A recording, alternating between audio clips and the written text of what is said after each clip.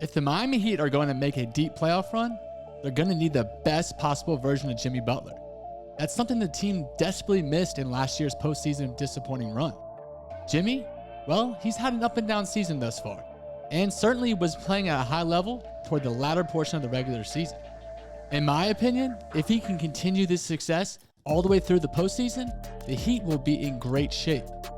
The Heat are definitely going to have their hands full with Young and company, but if they have Butler, Bam Adebayo, and Kyle Lowry, then they're more up to the challenge than we thought. In today's video, here's a few keys for Miami to beat the Hawks and advance to the second round of the NBA playoffs. Number 1, the Miami Heat need to control the pace of the game. During the regular season, the Heat ranked 28th in NBA in pace, and they like to slow things down a lot more than Atlanta. The Hawks ranked 17th in the league in pace in the regular season.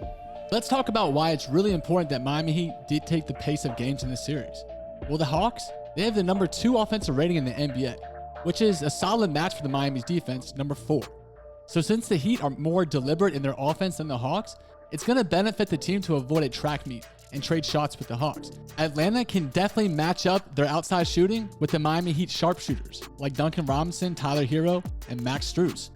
Now, if the Heat can slow things down and make the Hawks work on both ends of the court, then that's going to allow their defense to dictate the game, which has been the strength of Miami Heat all season long. We've seen this defense win games, and win games in the clutch. Now let's talk turnovers. The Heat are one of the most disciplined teams in the NBA, and that's due to Erik Spoelstra. He's done a great job at limiting mistakes with this Miami Heat team. They've been avoiding turnovers all season long. The Heat, they rank 28th in the league in TOs, and with 14.6 per game, that's going to give them a huge shot at competing for a championship.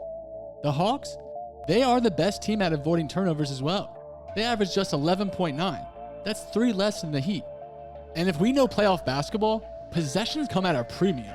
Miami cannot afford to lose the turnover battle by a wide margin, especially against a Hawks team that is solid offensively. We know that they can put points on the board. The Heat are going to rely on veterans like Lowry and Butler to take care of the ball and run the offense in crunch time. We've seen them do it time and time again. Let's move on to number 3. Tyler Hero must have a huge series. He's been arguably the most important scorer for the Heat this season. He's averaged 20.7 points, 5 boards, and 4 dimes per game in the regular season. He shot 44.7% from the field and just under 40% from beyond the arc. When Hero scores 20 or more points, the Heat are an impressive 28-9, you guys. That's a foolproof plan to win. But the Heat know they can't rely on just Adebayo and Lowry to get them through on their offensive production. They're going to have Hero, a second or third option. Hero has been arguably the most consistent player for the Heat this season. We all know Duncan Robinson has had his up and downs. And Miami should make sure to get him involved early off the bench. The Atlanta Hawks have a very scarce front court. John Collins might not be back for game 1.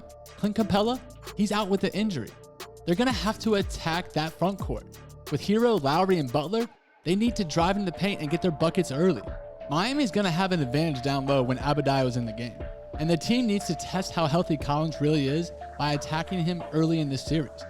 If they can keep Trae Young out of the paint, then that's a win already for the Miami Heat. This may be the most important key for Miami this year. As Young, he's a menace in the paint, like we've seen from him all season long. He led the league in total points and assists this season, and he can wreak havoc with lob passes and floaters while he's in the lane. The Miami Heat's defense is gonna be tested early. Trae Young is shooting an impressive 62.8% from the field with shots within 3 feet. If Miami wants to slow him down, it's gotta force him to take more jump shots over tough defenders like Butler, Tucker, and Lowry. Lowry needs to be in his face all game long. Young is gonna get his buckets from beyond the arc and from the mid-range, but we can't just allow him to wreak havoc in the paint. He's gonna get his points, and the Heat have to make him work as hard as possible. They need to wear him down on the defensive side of the ball. Max Strus has been a bright spot for this Miami Heat roster. In 68 games this past season, he averaged 10.6 points with converting a terrific 41% clip from 3-point range. But if you dig a little further, Strus' impact has been even more profound.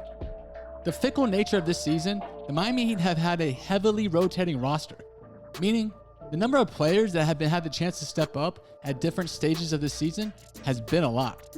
In 16 games as a starter, Strus averaged 16.1 points, while hitting an astonishing 46.9% clip from long range on 8.9 attempts per game.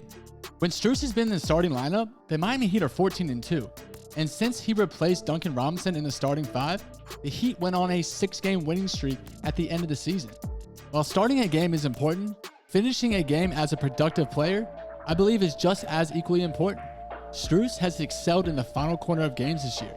Per stat head, he's led the league with 10 games, which he nailed 3 or more three-pointers in the fourth quarter. With the trio of Stephen Curry, Buddy Hield, and Patty Mills, all next best at just 7 games. So that leads me into today's question. In the comment section, let me know. Do you think the Miami Heat are going to win this series in 5 games? That's my opinion.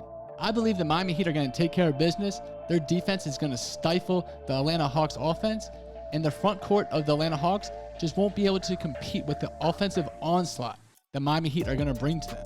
But let me know in the comment section what y'all think. And tomorrow, we'll be back better than ever with some more NBA content. And like you guys already know, like always, I'll save y'all a seat. Peace.